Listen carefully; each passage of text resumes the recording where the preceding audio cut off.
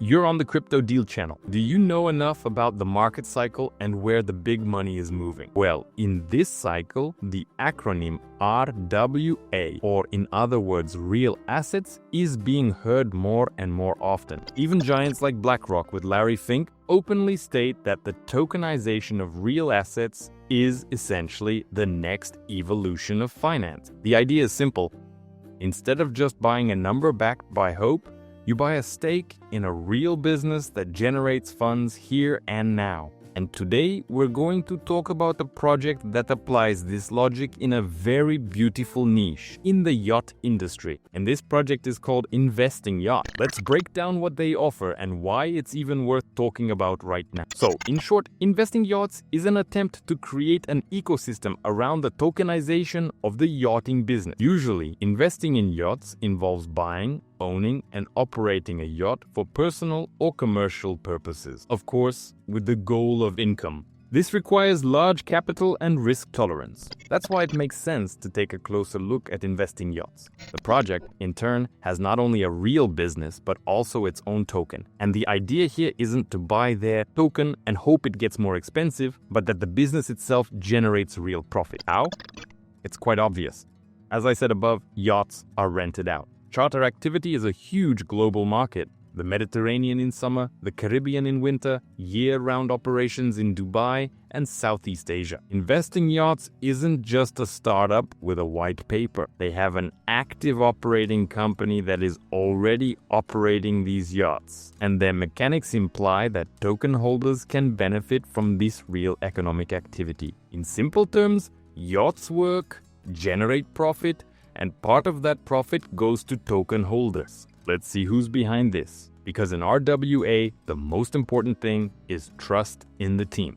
If the team isn't serious, then the assets are likely the same. The lineup here is interesting. These aren't just some no-names from Twitter. People with serious backgrounds are joining the project. For example, their board includes the engineering elite, even from the Royal Academy of Engineering of Spain. I'll also note they hire people not just from crypto, but from the traditional yachting and luxury business. This is important because the audience is much broader in this case. They want to enter the real sector, and for that, you need people with a name in the real world. And speaking of publicity, we must mention the person who became their partner and representative. That is Linda Santaguida. If you're not familiar with European TV, you can Google her. She has a Wikipedia page. She's a well-known TV presenter and a media personality. Why does a yacht project need a media face? The answer is simple.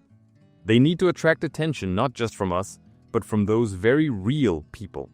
From the Caribbean, from Dubai, for whom yachts are a familiar environment. This increases the chances that the project will be noticed and accepted. Let's go to the project's website and see what interesting things they've prepared for users. The site launched on February 25th. Everything is fresh. What immediately stands out is the structure. They don't try to overwhelm us with complex schemes on the first screen. There is a clear division here. Here's the pre-sale section. Right next to it is the white paper and everything you need to know. It's also important to me that all the necessary information is publicly available. For example, they show the token distribution in the tokenomics section. This is a basic level of transparency that allows you to assess how adequately the project manages its finances. Next is the most interesting part for those who want to look at the pre-sale. This section has detailed terms, costs, and all the specifics. And of course, the white paper. Study their legal structure and see the smart contract details. And just below is the roadmap with planned goals through the fourth quarter of 2026, including, of course, the exchange listings. In general, technically everything looks solid. And now we come to the most interesting part. It's now late February 2026 and the project's token pre-sale is starting. The logic here is simple and pragmatic. When a project is just launching and info about it is just coming out, it's in the zone of minimal awareness. This is the moment when potential and risk are at their maximum, but it's most profitable to enter at the early stages, when the bulk of people are not yet aware. Right now, they have open access to information. And on the 25th, they launch the website, white paper, and dashboard.